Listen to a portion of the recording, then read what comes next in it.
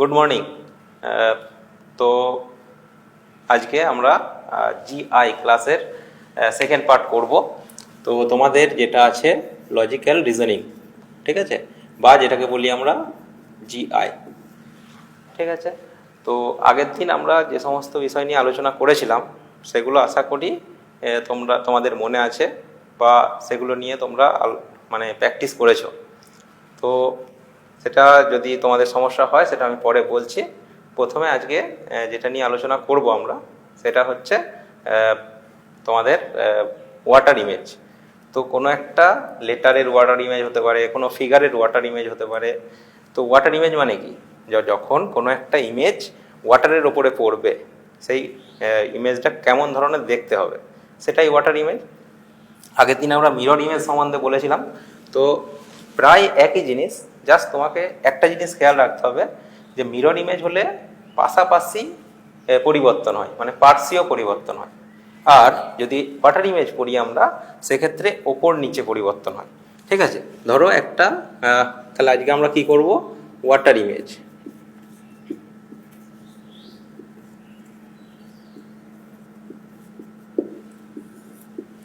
দেখা যাচ্ছে? সবাই দেখতে পাচ্ছ? দেখো, ওয়াটার ইমেজ মানে হচ্ছে কোনো একটা ইমেজে ওয়াটারে যদি পড়ে তাহলে তার ইমেজটা কীরকম দেখতে হবে সেটা, ঠিক আছে। তো ধরো একটা ইমেজ আছে, ধরো লেটার আছে এ, সেটা যদি ওয়াটারে পড়ে, ওয়াটারে বললাম কি ওপর নিচে পরিবর্তন। তার মানে এটা যদি এখানে ওয়াটার দিই আমরা তাহলে এর ওয়াটার ইমেজ, তাহলে কি লিখবে? ওয়াটার ইমেজ অফ এ, ঠিক আছে। এর ওয়াটার ইমেজ মানে কি, মানে এটা, ঠিক আছে। তার মানে কি, দেখো এই যে জিনিসটা আছে এটাকে একটা দাগ দেবে এখানে, তাহলে এটা ধরো আয়না, মিরর। তাহলে মিররটা যদি আমি এখানে প্লেস করি, যে ফিগারটা আমি পাবো সেটা হচ্ছে এই ধরনের। তাহলে এটা কিছুই নয়, ওয়াটার ইমেজটা এক রকমের মিরর ইমেজ, যেটা মিররটাকে আমি প্লেস করব একটা পজিশনে, নিচেই প্লেস করব, ঠিক আছে। আমি কি বলেছিলাম যে যখন আমি ওয়াটার ইমেজ পড়ব তখন ওয়াটার ইমেজে জাস্ট ওপর নিচে পরিবর্তনটা হবে। যদি আমি মিরর ইমেজ করি তাহলে সেই ইমেজটার পার্শ্বীয় পরিবর্তন হবে। কেন পার্শ্বীয় পরিবর্তন হবে? ধরো একটা লেটার আছে আর, তাহলে এই লেটারটার মিরর ইমেজ মানে এখানে আমি মিররটা দিচ্ছি, তাহলে সেটার তোমাদের কি হবে, এটা এইরকম ধরনের জিনিস দেখতে হবে। এটা হচ্ছে মিরর ইমেজ। তাহলে এই ইমেজটাকে কি বলা হয়? এটা মিরর ইমেজ, যেটা আমরা আগের দিন শিখেছি, ঠিক আছে, মিরর ইমেজ। আর আমরা যদি এই ইমেজটাকে মানে ওয়াটারে দেখতে চাই, ওয়াটারে দেখতে গেলে কীরকম হবে দেখো, এটা তাহলে জাস্ট উল্টো দিকে এই এই জিনিসটা যেটা হচ্ছে, এটা হচ্ছে কি, এটা হলো ওয়াটার ইমেজ,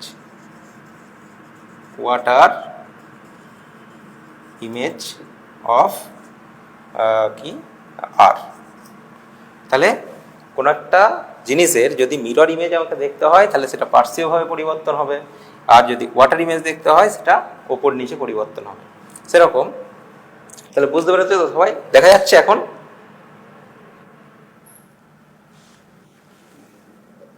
বেশ, তাহলে এইটুকুই বলার ছিল যে দেখো ওয়াটার ইমেজ মানে হলো যদি আমার কোনো ইমেজের ওয়াটার ইমেজ দিই, তাহলে আমি যদি মিররটাকে আমি প্লেস করি তার ঠিক নিচেতে, তাহলে যে ইমেজটা পাওয়া যাবে সেটাই আমার এক রকমের ওয়াটার ইমেজ, ঠিক আছে। তাহলে এই আমার যখন মিরর ইমেজ ডাইরেক্ট বলবে তাহলে মিররটাকে কোথায় প্লেস করতে হবে? মিররটাকে প্লেস করতে হবে সাইডে। সাইডে প্লেস করলে যে ইমেজটা পাবো সেটা হয়ে যাবে তার মিরর ইমেজ। যদি আমার মিররটাকে যে কোনো পজিশনে বসাতে পারি, যদি আমি নিচের পজিশনে বসাই তাহলে যেটা পাবো সেটা হচ্ছে আমার কি ইমেজ, এটা হয়ে যাবে তখন ওয়াটার ইমেজ। আর যদি মিররটা দেওয়া থাকে তাহলে এর এই পজিশনে মিরর ইমেজ হচ্ছে এটা, ঠিক আছে। আইডিয়া দুটো ক্লিয়ার হয়েছে? তাহলে আগের দিন আমি বলেছিলাম যে মিরর ইমেজের কিছু জিনিস আছে যেটা পরিবর্তন হয় না, ঠিক আছে। তাহলে এখানেও সেরকম জিনিস আছে যে তাদের পরিবর্তন হয় না, ঠিক আছে। যেমন ধরো সি ও সি কে, এটা এটা একটা কি ওয়ার্ড। তাহলে এই ওয়ার্ডের যদি আমি ওয়াটার ইমেজ বের করতে যাই তাহলে কি হবে, তাহলে এর ওয়াটার ইমেজ দেখো উল্টে উল্টে দাও, তাহলে এটা সি, এটা কি উল্টে দিলে কি হবে ও, এটাও সি, এটার ক্ষেত্রে কি হবে এদিকে বড়টা হবে এটা ছোটটা হবে। তাহলে এর ক্ষেত্রে দেখো ওয়াটার ইমেজটা কিন্তু সেম থেকে গেল, ঠিক আছে। তাহলে ওয়াটার ইমেজটা এর ক্ষেত্রে কি হলো সেম। তাহলে কিছু কিছু আমাদের লেটার আছে যেখানে ওয়াটার ইমেজগুলো সেম থাকে, যেমন ধরো সি ও কে এরকম ধরনের আছে। আর আমরা যদি মিরর ইমেজে যেতাম তাহলে সেখানে কি মিরর ইমেজে সেম থাকতো, যেমন ধরো আই, এইচ, এ, এই সমস্ত লেটারগুলো তখন ফিক্স থেকে যেত, তো সেম থাকতো, ঠিক আছে। তো ওয়াটার ইমেজের এইটা হচ্ছে তোমাদের ধারণা, ঠিক আছে। এবার যদি ধরো একটা ফিগার দেওয়া হলো, তাহলে ফিগারটা কীরকম, দেখো ফিগারটা হচ্ছে ধরো একটা ট্রায়াঙ্গেল দেওয়া হলো, ঠিক আছে। এটা ট্রায়াঙ্গেল সবাই জানি আমরা। তাহলে এর ওয়াটার ইমেজ মানে কি, এর ওয়াটার ইমেজ মানে নিচেতে একটা মিরর সেট করবে। তাহলে নিচেতে মিরর সেট করলে কি হবে, এটা এই যে ফিগারটা হবে এটা হচ্ছে কি ইমেজ হয়ে যাবে, এর ওয়াটার ইমেজ হচ্ছে এটা। ফিগারটা কিন্তু একই থাকবে, এখানে ছোট বড় হয়েছে বুঝতে পারছো তোমরা, কিন্তু ইমেজটা জাস্ট বোঝানোর জন্য আমি বলছি। তাহলে এই যে ইমেজটা এর ওয়াটার ইমেজটা কীরকম হবে, এই ধরনের হবে, ঠিক আছে। তাহলে সেরকম যদি তোমাকে ধরো বলা হলো যে ওয়াটার ইমেজ অফ, এখানে ধরো একটা এরকম দিয়ে দেওয়া হলো, এখানে একটা আয়তক্ষেত্র দেওয়া হলো, আর এখানে ধরো একটা সার্কেল দেওয়া হলো। তাহলে এর ওয়াটার ইমেজ যদি তোমাকে বের করতে বলে তাহলে কীরকম হবে, তাহলে এটা এখানে আছে তার মানে এটা হবে, তারপরে নেক্সট এটা হবে, আর এটা ওপরের দিকে আছে তার মানে এইখানটাই হবে। এই যে ইমেজটা হলো এই ইমেজটা হচ্ছে এই ইমেজটার ওয়াটার ইমেজ। বা আমি যদি বলি এখানে একটা মিরর সেট করে দাও, তাহলে এর মিরর ইমেজ হয়ে যাবে আবার এটা, ঠিক আছে। তাহলে মিরর ইমেজ আর ওয়াটার ইমেজ প্রায় একই রকমভাবে যাবে, তাই সেটা হচ্ছে এটা তোমাদের আইডিয়া, বুঝতে পেরেছ? বেশ, এবার সব কিছু বললাম তোমাকে, এবার দেখো আমরা নেক্সট যাব। এখান পর্যন্ত কারো কিছু কোশ্চেন আছে? সবাই বুঝতে পেরেছ? রেসপন্স করবে একটু।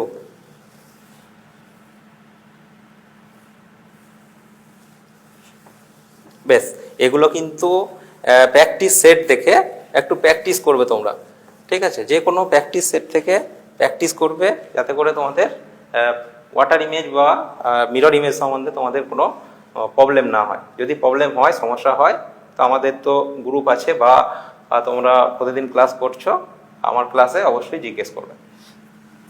বেশ, এবার আমরা শিখবো হচ্ছে ডাইস। তো ডাইস তোমরা সবাই দেখেছো, এই যে ডাইস মানে কি, সেই কিউব যেটা লুডোর ছক্কা বলা হয়, ঠিক আছে। তা লুডোর ছক্কাতে কতগুলো তল থাকে জানো তোমরা সবাই? এটা একটা আয়ত মানে ঘন ঘনক, একটা ঘনকের ফিগার। কি সেটা? সেটা হচ্ছে এই ধরনের দেখতে হয়। তোমরা দেখেছো সবাই লুডোর ছক্কা, তা লুডোর ছক্কাতে কটা তল থাকে? রেসপন্স করবে একটু। 6টা, ভেরি গুড। তা 6টা তলে নিশ্চয়ই 6টা নাম্বার থাকে, এরকম করে 1 2 3 4 5 6, 6টা নাম্বার।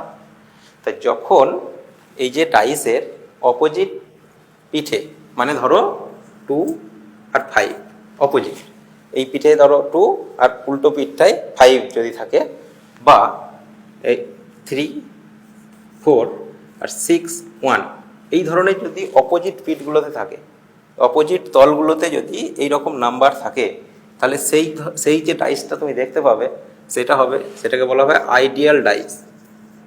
আইডিয়াল ডাইস, ঠিক আছে। তাহলে আইডিয়াল ডাইসের কি টোটাল যোগফল, দুটো তলের যোগফলটা সবসময় 7 হবে, ঠিক আছে। তাহলে দুটো তলের যোগফল কি হবে? 7 হবে। তাহলে আমরা বলবো যে সেই ডাইসটা হচ্ছে আইডিয়াল ডাইস। এবার দেখো তোমাকে ধরো এরকম একটা ফিগার দিয়ে দিল, ঠিক আছে। এরকম একটা ফিগার দিয়ে দেওয়া হলো, দিয়ে বলা হলো তোমাকে যে এখানে ধরো 3 আছে, এখানে 4 আছে, এখানে 2 আছে। সবসময় যে একটা ডাইস আইডিয়াল হতে হবে সেরকম কিছু মানে নেই, কিন্তু ডাইসটা আইডিয়াল কখন হবে, যদি কিছু কোশ্চেন হয় কেউ করে তখন তোমাকে বলতে হবে কি না একটা ডাইসের যদি অপোজিট যে পেস আছে, অপোজিট যে তল আছে, সেটা যোগফল যদি 7 হয়, ঠিক আছে, তাহলে সেই ডাইসটাকে বলা হবে আইডিয়াল ডাইস। এবার তোমাকে একটা দুটো ডাইস দেওয়া হলো, দুটো ডাইস দেওয়া হলো, এখানে কটা তল থাকবে টোটাল তল থাকবে 6টা, কিন্তু তুমি দেখতে পাবে কটা, তুমি দেখতে পাবে হচ্ছে 3টে তল তুমি দেখতে পাবে, ঠিক আছে। তাহলে দেখো এইরকম দুটো ডাইস দিয়ে দেওয়া হলো, তা তোমাকে বলা হলো যে এই নাম্বারটা অপোজিট তলটাতে, অপোজিট যে ফেসটা আছে সেই ফেসে কি নাম্বারটা থাকবে, তো তখন কি করে করতে হবে। দেখো যখন এর বাইরেও অনেকগুলো দিতে পারে, তো তোমার ফার্স্ট কাজ হচ্ছে দুটো ডাইসের মধ্যে যেটা কমন সেটাকে ফার্স্ট চেক করে নেওয়া। তাহলে কমন জিনিস কি আছে দুটোর মধ্যে, 3 আছে, তাহলে 3। তারপরে উল্টো দিকে, ঘড়ির কাঁটার উল্টো দিকে তুমি করবে, কি করবে 3, তারপরে 4 2, তাহলে এক লাইনে লিখবে 4 2, এখানে 3 আছে তাহলে 3 এর নিচে 3, তারপরে 6 1। দেখো এই যে অপোজিট পেস আমি পেয়ে গেছি, কিন্তু দেখো একটা ডাইসের টোটাল 6টা তল থাকে, তো 6টা তল থাকলে তার মানে কি হবে, দেখো কটা নাম্বার পেয়েছি 1 2 3, এখানে 4, এখানে 6, তাহলে 5টা নেই। তাহলে এই যে আমি সেম জিনিস পেয়েছি, এর এই 3-এর অপোজিট পেসে কত আছে, 5 আছে, ঠিক আছে। এবারে 1-এর অপোজিট পেসে কি আছে, অপোজিট পেসটাতে 2 আছে, 4-এর অপোজিট পেসে কি আছে, 6 আছে। তাহলে এইটা তোমাকে বলবে যে কি বলবে, যে ফাইন্ড দ্য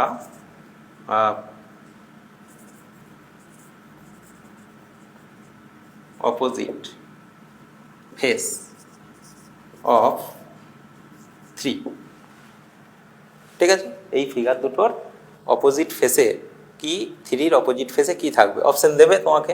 ধরো এ অপশন দিল 2, বি অপশন দিল 3, সি অপশন দিল 5, আর ডি অপশন দিল 1। তাহলে তোমার এখান থেকে দেখতে পেলে কি 3-র অপোজিট ফেস বলেছে, তাহলে কোনটা হবে, অবশ্যই এই জিনিসটা হবে। বুঝতে পেরেছ, ক্লিয়ার হয়েছে? ওকে, বেশ, আমি একটা এক্সাম্পল দিই, তাহলে দেখি তোমরা কি রেসপন্স করতে পারো কিনা। বেশ, এবার ধরো আর একটা ডাইস দিয়ে দিয়েছে, ফাইন্ড দ্য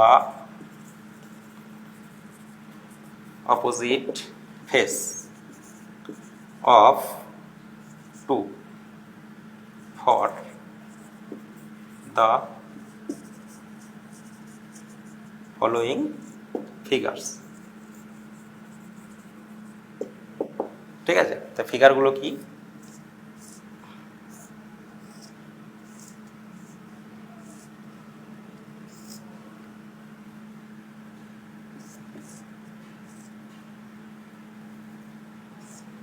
বুঝতে পারছো তো সবাই? হ্যালো, বুঝতে পারলে একটু রেসপন্স করবে। দেখো এখানে 3টে ডাইস দেওয়া আছে, ঠিক আছে। এখানে ধরো দেওয়া থাকলো 1 3 4, এখানে দেওয়া থাকলো 2 1 5, এখানে দেওয়া থাকলো 6 2 4, ঠিক আছে। তাহলে 3টে ফিগার তোমাদের দেওয়া আছে। তাহলে এখানে দেখো তোমাকে কি বার করতে হবে, কমন জিনিস। কমন জিনিস দুটোর মধ্যে কি আছে, এখানে 2 আছে, এখানে 2 আছে, এবার বাকি কি আছে 1 আর 5, এখানে নেই। তা তুমি এটাকেও, এই দুটোকে নিয়েও করতে পারো, আবার এই দুটোকে নিয়েও করতে পারো, কারণ কি এখানে 1 আছে, এখানে 3 4 আছে, এখানে 2 5 আছে। তাহলে যখন আমি দেখবো কমন জিনিস, ঠিক আছে, তার বাইরে যেগুলো থাকবে সেগুলো যেন কমন না হয়, এটা একটু খেয়াল রাখতে হবে, ঠিক আছে।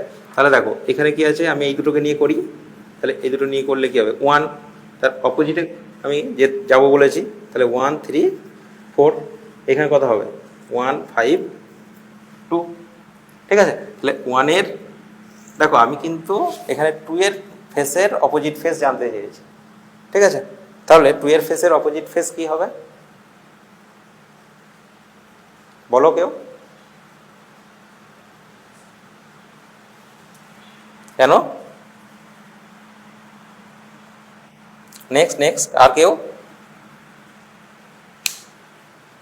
একজন বলেছে 4 হবে, বেশ। আর কেউ কিছু বলবে? দেখো 4 হবে, ভেরি গুড। তাহলে এ দেখো 2 এর অপোজিট ফেস 4, 5 এর অপোজিট ফেস 3, 1 এর অপোজিট ফেস তোমাকে জানতে চাইনি তো। যদি 1 এর অপোজিট ফেস জানতে চাইতো তাহলে তুমি এখানে 6 পেতে, কারণ হচ্ছে 1 2 3 4 5 পেয়ে গেছি আমরা, আর যেটা বাকি আছে সেটা হচ্ছে 1 এর অপোজিট ফেস। তাহলে আমাকে এখানে জানতে চেয়েছে কি 2 এর অপোজিট ফেস, তাহলে 2 এর অপোজিট ফেস অবশ্যই এটা না করেই আমি পেয়ে যাব, 2 এর অপোজিট ফেস 4, ঠিক আছে? বেশ, বুঝতে পেরেছো তো? তাহলে এইরকম একটা টাইপের থাকে। নেক্সট টাইপে যাব আমরা, বোঝা গেল? বেশ, এবার ধরো তোমাকে একটা ডাইস, কিন্তু এটাকে ডাইসটাকে খুলে দিয়েছে, ঠিক আছে? ডাইসটাকে খুলে দেওয়া মানে কি, এরকম একটা ঘর করে দিয়েছে, সেই ঘরে 4টে নাম্বার তোমাকে দিয়ে দিয়েছে, এখানে আর একটা নাম্বার দিয়েছে, আর এখানে ধরো আর একটা নাম্বার। তাহলে এখানে নাম্বার আছে ধরো 2 4 6 1, আর এটা 3, এটা হচ্ছে 5, ঠিক আছে? এই ধরনের যখন দিয়ে দেবে তোমাকে একটা ডাইস তৈরি করতে বলবে, ঠিক আছে? তাহলে কোন ডাইসটা তৈরি করা সম্ভব, কোন ডাইসটা তৈরি করা সম্ভব নয়, এরকম একটা কোশ্চেন থাকে।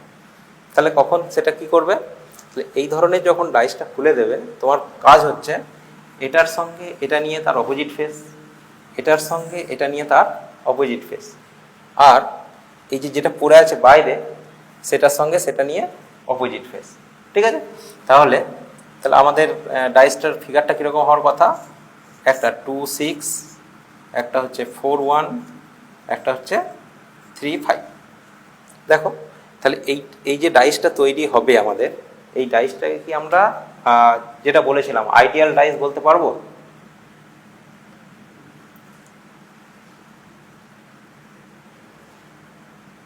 পারবো না, কারণ হচ্ছে দুটোর যোগফল 7 হচ্ছে না, ঠিক আছে? 3টি যোগফল যদি 7 হয় তাহলেই আমি কিন্তু ডাইসটাকে আইডিয়াল ডাইস বলতে পারবো। এটা আইডিয়াল ডাইসের ধারণা। এবার আমি কি করতে চাইছি, আমি করতে চাইছি যে এই ডাইসটাকে তৈরি করতে চাইছি। তাহলে কি ধরনের ডাইস, এখান থেকে কীরকম ডাইসটা তৈরি হবে, ঠিক আছে?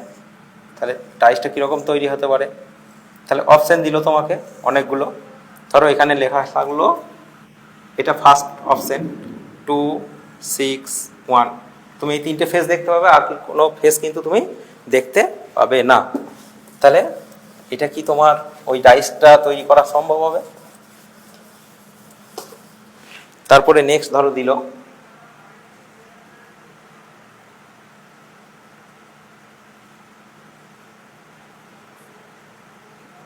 এরকম একটা দেওয়া হলো, এখানে ধরো 2 1 5 দেওয়া হলো,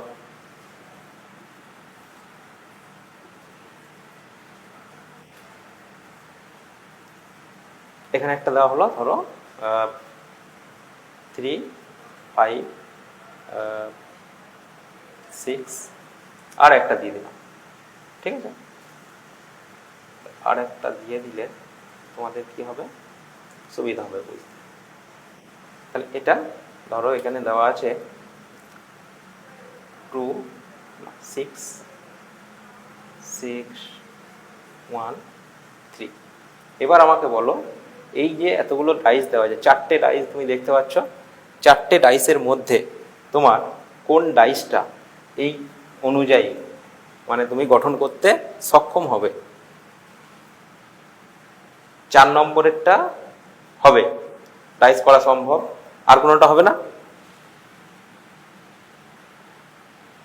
বাহ, এই তো ভেরি গুড। তাহলে 2 নম্বর অপশনটাও হবে, কারণ কি দেখো এটা কি করে বুঝবে তুমি, তাহলে ফার্স্ট অফ অল তোমাকে দেখতে হবে যে এইখানে যে নাম্বারগুলো নেওয়া আছে তার অপোজিট ফেস, তা আমি এখানে একটা ফেস দেখতে পাচ্ছি, তাহলে এর অপোজিটে নিশ্চয়ই আলাদা ফেস আছে এর।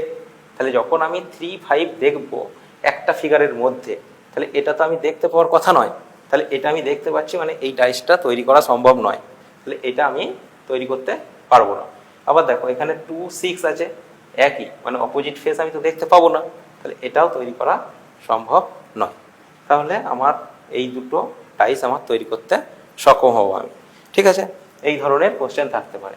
এবার ধরো এই যে ফিগারটা দেখালাম এখানে, এই ফিগারটা অন্যভাবেও থাকতে পারে। ধরো এখানে 4টে তোমাকে দেওয়া হলো, এখানে একটা নাম্বার দেওয়া হয়েছে, এখানে একটা নাম্বার দেওয়া হয়েছে, তা সেই সেম ভাবে করবে, এর সঙ্গে এর, এর সঙ্গে এর, আর এর সঙ্গে দিয়ে অপোজিট ফেস হবে। বুঝতে পেরেছো তো? আর লিখছি না, বুঝতে পারলে? ধরো এখানে এখানে 1, 4, 2, 3 থাকলো, এখানে থাকলো 5, আর এখানে থাকলো 6। তাহলে অপোজিট ফেসগুলো কি হবে? 1, 2, 4, 3 আর হচ্ছে 5, 6। ঠিক আছে, তাহলে এইরকম যদি অপশন দেয় তখন করবে। এটা একটা টাইপ গেল। ক্লিয়ার হয়েছে? ওকে, ভেরি গুড। নেক্সট দেখো, এবার তোমাকে 3টে করে দিল। ধরো এখানে 3টে নাম্বার আছে, এখানে নিচে দিয়ে 3টে নাম্বার আছে, 1, 2, 3। ঠিক আছে, ধরো এখানে 2, 5, 4 আর এখানে আছে 3, 1, 6। এইরকম ধরনের যখন থাকবে তাহলে অপোজিট ফেসগুলো কি করে বের করবে? তাহলে এদের অপোজিট ফেস বার করার জন্য এই যে এর সঙ্গে এর মানে 3 সঙ্গে 6, এর সঙ্গে এর, তাহলে 2 এর সঙ্গে 4, আর যেটা পড়ে আছে 5 আর 1, 5 আর 1, এইরকম তোমাকে ফার্স্ট বার করে নিতে হবে। ঠিক আছে, বের করে নেওয়ার পর তোমার যে ফিগারগুলো দেওয়া থাকবে সেখানে তুমি বসিয়ে দেখবে যে কোনটাই কি হচ্ছে। ঠিক আছে, আর করছি না। বুঝতে পেরেছ? বুঝতে? ওকে, তাহলে আমাদের এইটুকু ডাইসটা আর ওই ওয়াটার ইমেজ আর মিরর ইমেজ যেটা বলা হয়েছে সেটা তোমাদের যে সমস্ত প্র্যাকটিস সেট আছে সেখান থেকে প্র্যাকটিস করবে। ঠিক আছে, বেশ।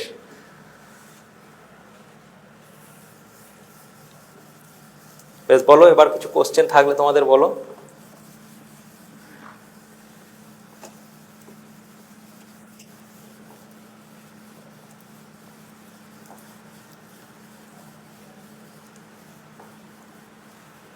বেশ, কারো কিছু কোশ্চেন নেই, আমি একটা অঙ্ক করার চেষ্টা করছি তোমাদের বোঝানোর। দেখো, আমরা এই সূত্রটা অনেকেই জেনে থাকবে, A cube plus B cube plus C cube minus 3abc, এটা সমান কি হয়? 0 হয়। কখন হয় এই 0টা? কখন হয়? যখন a plus B plus C equals to 0 হয়, or a equals to b equals to c হয়। এই সূত্রটা সবাই জানো তো? যদি না জেনে থাকো তাহলে মনে রাখবে। ঠিক আছে, এখান থেকে অঙ্ক আসে। কীরকম অঙ্ক আসবে?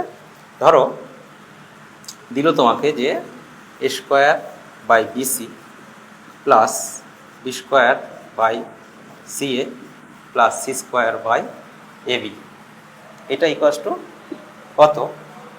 If a plus B plus C equals to 0 হয়। ক্লিয়ার?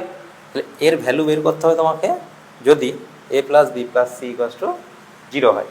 তাহলে কী করে করবে? তাহলে ফার্স্ট কাজ কি? এটা ধরো ভ্যালু বের করতে হবে তো, তাহলে ফার্স্ট এর এলসিএম করতে হবে। তাহলে এলসিএম করলে কত হবে? এদের এলসিএম কত হয় জানো? এলসিএম জানো? হ্যালো, রেসপন্স করো, না জানলে বলো, আমি বলবো আবার। শুনতে পাচ্ছ? বেশ, দেখ, হ্যাঁ, very good. A B C LCM, তো এরপরে কি হবে, এটা এটা হবে কিউ, এটা কি হবে বি কিউ, আর এটা হবে সি কিউ। ঠিক আছে, তাহলে দেখো এটা কি হলো A cube plus B cube plus C cube. তাহলে A cube plus B cube plus C cube এর ভ্যালু কত হতে পারে? এটা যদি জিরো হয় তাহলে এই গোটাটা জিনিসটা জিরো হয়। তাহলে এই গোটা জিনিসটা জিরো মানে কি? আমি যদি মাইনাসটাকে এদিকে নিয়ে যাই তাহলে কত হবে? 3abc হবে। কার value? A cube plus B cube plus C cube এর। তাহলে এর ভ্যালুর জায়গায় কি লিখবো? 3abc। নিচে কত হবে? abc। তাহলে এই ভ্যালু কত হলো? 3। ক্লিয়ার হয়েছে?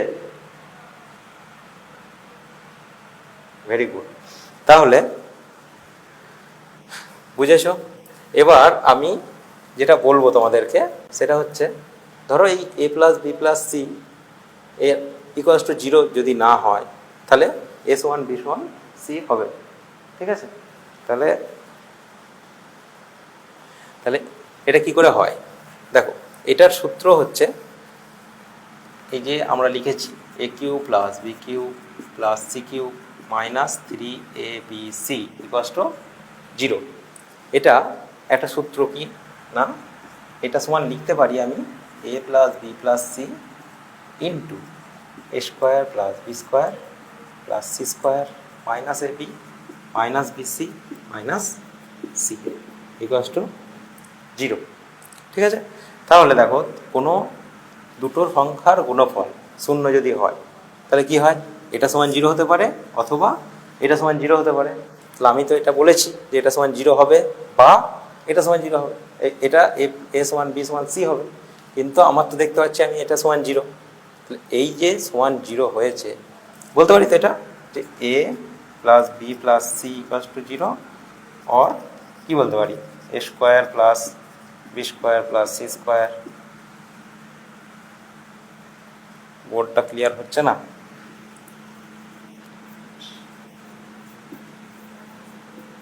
এটা বেশ ঠিক আছে, আমি একটা ভিডিও দেওয়া হবে তোমাদেরকে, ঠিক আছে, সেই ভিডিওটা দেখে নেবে। এখন যা বলছি সেটা খালি জাস্ট শুনে নাও, ভিডিওতে দেওয়া হবে সেটা দেখে নিও একবার জাস্ট। ঠিক আছে, বুঝতে পারলে? বেশ, দেখো এই যে জিরোটা আমরা সেটা ফর্মুলাতে অলরেডি লিখেছি যে এটা সমান জিরো হলে A plus B plus C zero হবে। তাহলে আমাদের এইটাকে এ সমান বি সমান সি করতে হবে। তো কী করে করবো দেখো, তোমাদের কিন্তু এটা বোঝানোর মেন কারণ হচ্ছে তুমি এর লজিকটা বুঝতে পারো। কারণ হচ্ছে লজিক্যাল রিজনিং একটা বড় সাবজেক্ট, আগের দিনেও বলেছি যে বড় সাবজেক্টের ক্ষেত্রে কোথায় কি কাজে লাগবে সেটা আমরা কিন্তু কিছু জানি না, যেটা কোশ্চেন অনুযায়ী তোমাকে অ্যান্সারটা করতে হবে, সেই জন্যই এটা বোঝানো। ঠিক আছে, এটা আশা করি তোমরা জানো, তাও একবার রিভাইজ করছি যাতে করে তোমাদের এই জিনিসটা মনে পড়ে। তাহলে এটার ক্ষেত্রে দেখো হাফ, এটাকে সবাইকে 2 দিয়ে গুণ করবে। ঠিক আছে, তা 2 দিয়ে গুণ করলে কত হবে? এটা 2 square plus 2b square plus 2c square minus 2ab minus 2bc minus 2ca equals to zero. দেখো এইখান থেকে আমাদের আসবে কি a মাইনাস b এর whole square plus b minus c এর whole square plus c minus এর হোল স্কোয়ার। যখন আমাদের তিনটে আলাদা আলাদা করে যোগফল যখন জিরো হয় তখন কি হয় বলো তো? এটা সমান জিরো লিখতে পারি, এটা সমান জিরো লিখতে পারি, এটা সমানও জিরো লিখতে পারি।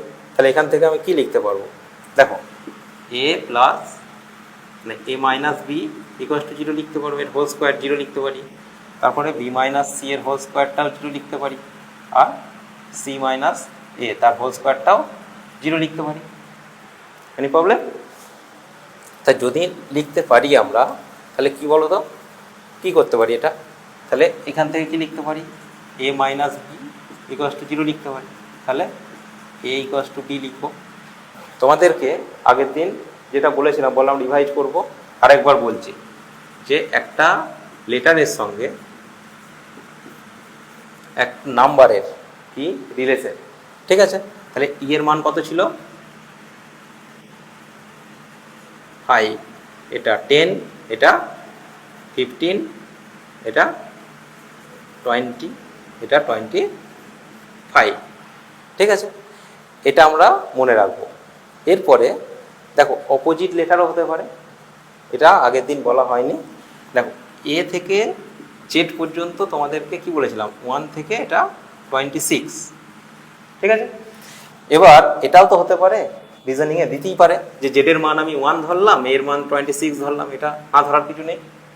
তাহলে এ আর জেড হচ্ছে অপোজিট লেটার, ঠিক আছে। তাহলে অপোজিট লেটারের যোগফল সবসময় কত হবে, 27 হবে। অপোজিট লেটারের তোমাকে এটা সবসময় মনে রাখবে। এবারে ইয়ের ধরো অপোজিট লেটার তোমাকে বের করতে দিল, তাহলে কি করবে, 27 থেকে 5 মাইনাস করবে। তাহলে 27 থেকে 5 মাইনাস করলে কত হবে, 22। তাহলে ইয়ের অপোজিট ভ্যালু, যে অপোজিট লেটারটা পাওয়া যাবে ইয়ের রেসপেক্টে, সেটা কত হবে, 22 নম্বরে যে থাকবে। তাহলে 22 নম্বরে কে আছে, দেখো 20, 21, 22, ঠিক আছে।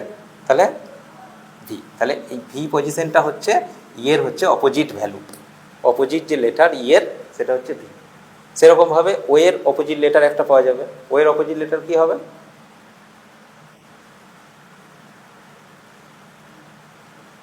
বলো। তাহলে 27 থেকে 15 মাইনাস করবে, তাহলে 12 হবে। 12 নম্বর পজিশনে কে আছে, এল আছে, ঠিক আছে। এই আইডিয়াটাও যেন এর সঙ্গে মাথায় থাকে, ঠিক আছে। তাহলে রিজনিংটা অনেক বড় সাবজেক্ট, কোনো ভয় করার কিছু নেই। যখনই পরীক্ষা হবে এটাতেই সব থেকে বেশি নাম্বার উঠবে এবং এটাই সব থেকে কম টাইম লাগবে। তোমাদের টাইমটা একটা ফ্যাক্টর, তো টাইমটাকে কমাতে হবে এবং তার সঙ্গে প্র্যাকটিসটা করতে হবে। যত বেশি প্র্যাকটিস করবে ওই টাইমিং পিরিয়ডটা তত কম লাগবে তোমাদের, ঠিক আছে। বেশ, আজকে তাহলে এটুকুই, দেখা হচ্ছে নেক্সট ক্লাসে। ধন্যবাদ সকল।